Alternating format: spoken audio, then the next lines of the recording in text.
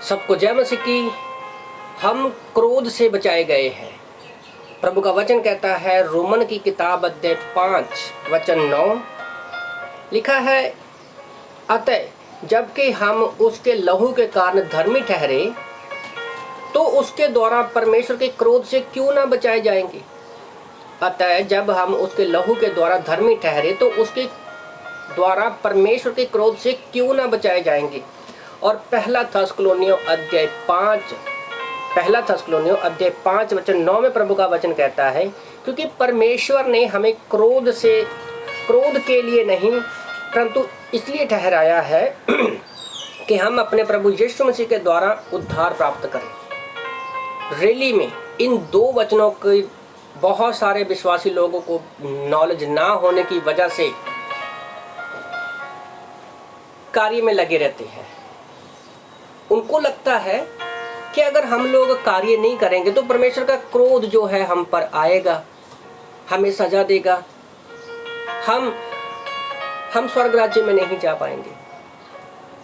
तो अगर आप परमेश्वर के डर की वजह से, उसके क्रोध की वजह से सोच रहे हैं परमेश्वर का उद्धार बचाने के लिए, उद्धार पाने के लिए, या स्वर्ग राज्य में बने रहने के लिए, तो मैं चाहता हूं कि आप, वचन भी बड़े आसान है, रोमियो 5:9 और पहला थस्सलुनीयों 5:9 याद रखो। हम क्यों बनाए गए हैं?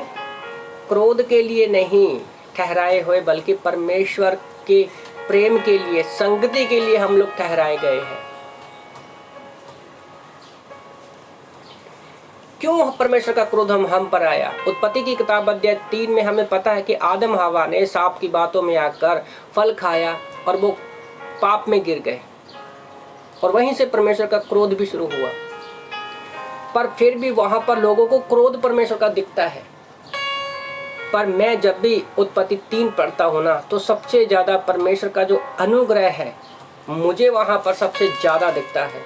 मुझे वचन बहुत पसंद है। रोमियो की किताब अध्याय 5 वचन 20 लिखा है, व्यवस्था बीच में आ गई, अपराध बहुत हो, जहां पाप बहुत हुआ, अनुग्रह उससे भी अधिक हुआ। तो सोचो, जहां पर पाप है वहां पर परमेश्वर का अनुग्रह भी तो हुआ, बहुत ज्यादा हुआ, पाप से अधिक अनुग्रह है।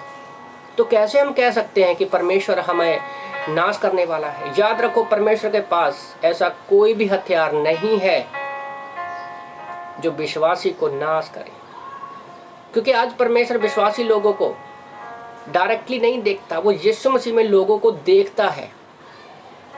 जैसे हम किसी की फोटो खींचते हैं ना, कैमरे के अंदर से हम लोगों को देखते हैं। यीशु मसीह एक कैमरा है परमेश्वर के लिए, और उसमें से परमेश्वर हमें देखता है। जब उसको क्रोध आता है तो वो देखता है कि यीशु मसीह ने कार्य पूरा कर दिया है क्रॉस के ऊपर, तो हम पर कभी भी कोई भी क्रोध परमेश्वर का नहीं है। तो इसलिए मैं आप लोगों से बताना चाहता हूं, क्रोध, परमेश्वर का क्रोध कभी टलेगा नहीं, वो क्रोध रहेगा जो लोग यीशु मसीह पर विश्वास नहीं करते हैं।